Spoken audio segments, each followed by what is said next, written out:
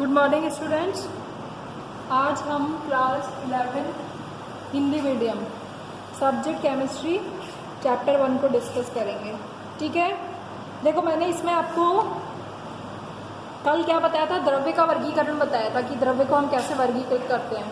ठीक है, द्रव्य में मैंने आपको बताया था कि जो द्रव्य होता है वो क्या होता है, जिसका आयतन होता है और जो जगह घेरता है। फिर इसको दो भागों में बांटा था, मिश्रण में और शुद्ध पदार्थ में। और मिश्रण को फिर दो भागों में बांटा था, समांगी मिश्रण और विषमांगी मिश्रण। और शुद्ध पदार्थ को दो भागों में बांटा था, तत्व में और यौगिक में। ठीक है, ये चीज़ मैंने आपको बता दी थी। आज हम देखेंगे कि हमको यदि, अब आप देखो, आज हम क्या चीज़ पढ़ेंगे कि अणु से परमाणु कैसे बनते हैं और कितने टाइप के होते हैं वो, है ना, और उनका अणुभार कैसे निकालते हैं। देखो, जैसे ये एक परमाणु है, ठीक है, रासायनिक संयोजन। आज का हमारा जो टॉपिक है उसको हम कहेंगे रासायनिक संयोजन। कि तत्व के बारे में हमने पढ़ लिया कि एक तत्व में एक ही प्रकार के परमाणु होते हैं, है ना। जैसे सोडियम है, मान लो सोडियम क्या है, एक तत्व है, इसमें मान लो परमाणु इस प्रकार के, ये सोडियम का तत्व है, इसमें सोडियम के परमाणु है।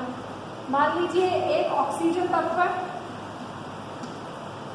ऑक्सीजन के तत्व के, ऑक्सीजन में अलग तरीके के परमाणु होंगे। वो ऑक्सीजन के तत्वों में जो परमाणु होंगे वो सोडियम से तो अलग होंगे, लेकिन वैसे एक ही जैसे होंगे सारे। देखो,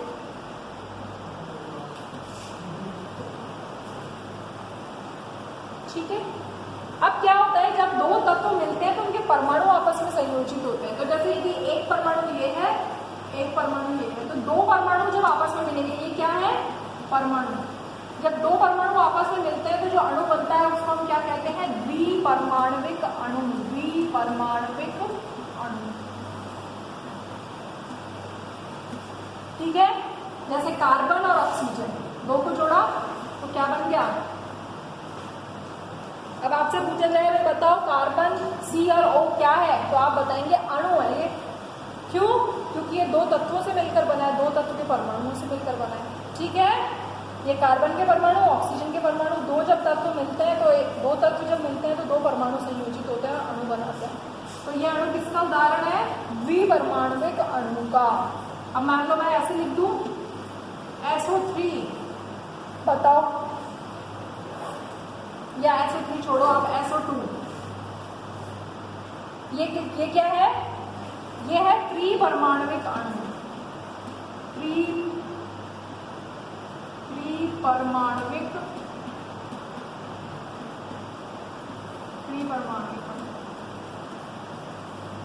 ठीक है, समझ में आ रहा है। अब इसमें भी, यहाँ पर भी और अलग अलग प्रकार के अणु हो सकते हैं। देखो, जैसे मान लीजिए मैंने ऐसे बनाया H+H, बताइए, यदि ऐसे लिखा है तो आप बताएंगे ये एक हाइड्रोजन तत्व है, ये हाइड्रोजन तत्व है, इसने मिलकर क्या बनाया, एक अणु बनाया। ठीक है, तो ये अणु जो है ये कैसा अणु है, ये तो आपको पता पड़ रहा है, द्विपरमाणविक है। ठीक है, लेकिन इसके अलावा इसमें एक खास बात और है, ये कैसा है, समनाभिकीय, होमोन्यूक्लियर है, समनाभिकीय। समनाभिकीय का मतलब दोनों नाभिक, दोनों एलिमेंट्स, दोनों तत्व, दोनों परमाणु कैसे समान प्रकार के हैं। लेकिन यदि ये ऐसे होता, कार्बन प्लस ऑक्सीजन जो मैंने अभी आपको बताया था, ये भी द्विपरमाणविक अणु है, लेकिन ये द्विपरमाणविक में कैसा है, विषम नाभिकीय, विषम नाभिकीय।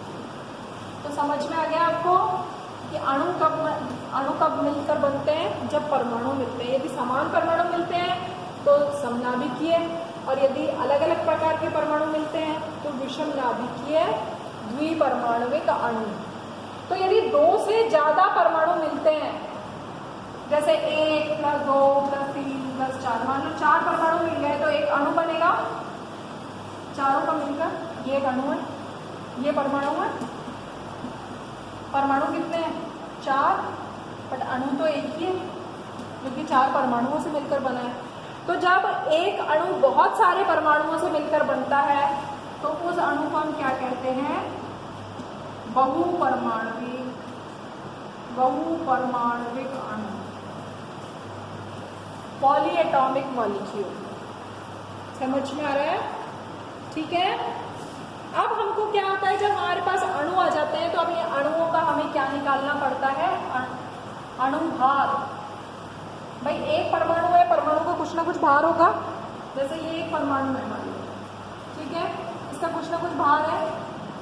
अब ये किसी दूसरे के साथ जुड़ेगा, इसका भी कुछ भार होगा। तो इन दोनों से मिलकर जो अणु बन रहा है, एक ही अणु बना है, तो ये एक अणु हो गया, ये परमाणु हो गए। तो जैसे मान लो ये एक हाइड्रोजन है, ये एक हाइड्रोजन है और ये मिलकर बना H2। तो इसका कोई परमाणु भार होगा, इसका भी कोई परमाणु भार होगा। जब दोनों परमाणु मिलकर अणु बनाएंगे तो यहाँ पर इनका क्या होगा? परमाणु भार। ठीक है, और इनका क्या होगा? अणुभार।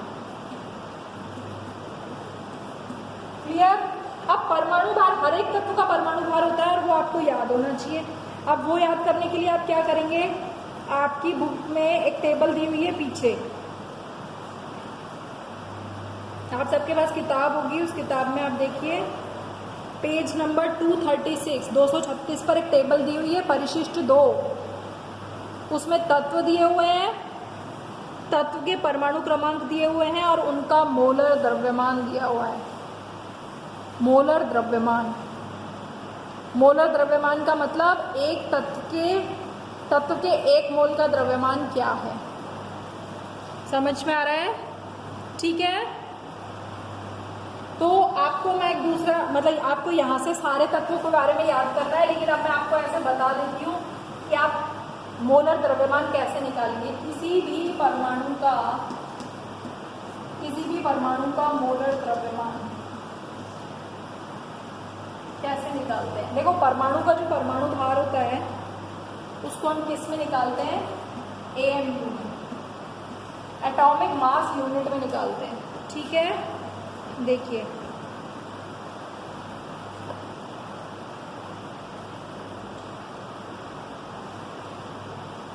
परमाणु, कोई भी परमाणु जो है वो परमाणु का कुछ ना कुछ क्या होगा? भार होगा ना। मान लो ये एक चावत है, ये एक परमाणु है, इसका कुछ ना कुछ भार होगा। ठीक है, तो इसका जो भार है वो कैसे निकाला जाता है? कार्बन 12 समस्थानिक से निकाला जाता है। कार्बन 12 समस्थानिक से। कार्बन तो जानते हो, अब समस्थानिक आपको अभी पता नहीं है क्योंकि अभी आपने पढ़ना स्टार्ट किया है। तो अभी कार्बन 12 समस्थानिक तो मैं बताऊंगी, लेकिन मैं आपको बता रही हूँ कैसे निकालना है आपको मोलर द्रव्यमान। देखिए, यदि परमाणु क्रमांक कैसा है? सम है, तो उसका जो दुगना होगा वो क्या हो जाएगा? परमाणु भार हो जाएगा। क्या लिखा मैंने? किसी भी तत्व का परमाणु क्रमांक, कोई भी तत्व है उस तत्व का परमाणु क्रमांक यदि सम है तो उसका दुगना उसका परमाणु भार हो जाएगा। जैसे फॉर एग्जांपल आप देखो हीलियम, हीलियम सबने पढ़ा है। हीलियम का परमाणु क्रमांक कितना है? 2 कैसी संख्या है? सम। तो हीलियम का परमाणु भार कितना हो जाएगा? 4। ठीक है। कार्बन देखो, कार्बन का कितना है? 6, कितना हो जाएगा? 12। ऑक्सीजन का कितना है? 8, तो कितना हो जाएगा? 16। समझ में आ रहा है? यदि तत्व का परमाणु क्रमांक सम है तो उसका दुगना परमाणु भार होता है। ठीक है, लेकिन यदि तत्व का परमाणु क्रमांक कैसा है? विषम है,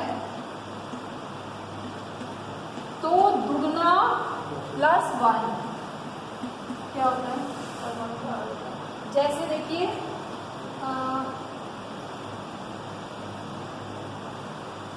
बोरॉन, बोरॉन का परमाणु क्रमांक कितना है? 5। 5 कैसा नंबर है? विषम, तो कितना हो जाएगा परमाणु भार? 11। 5 दूनी 10 प्लस 1। ठीक है, लिथियम, 3 दूनी 6 और 1 7। समझ में आ रहा है? सब पे नहीं लगेगा, कहीं कहीं पर अपवाद भी आएंगे, एक्सेप्शन भी आएंगे, बट एक नॉर्मल तरीका जिससे आपको थोड़ा थोड़ा कुछ निकालना आए। समझ में आ रहा है? तो परमाणु का परमाणु भार हम कैसे निकालते हैं? उसके परमाणु क्रमांक से निकालते हैं। यदि सम होता है तो दुगना हो जाता है और विषम होता है तो दुगना +1। ठीक है, जब हमें परमाणु भार आ जाएगा तो परमाणु से मिलकर क्या बना है? अणु बना है, तो हम उसका अणु भार निकालेंगे। तो आप कल 1 से लेकर 20 तक के तत्व आपने 10th में पढ़े हैं, उन सबके तत्वों के ऐसे लिखोगे, हाइड्रोजन, हीलियम, लिथियम, इस तरीके से लिखोगे, उनका परमाणु भार लिखोगे आप।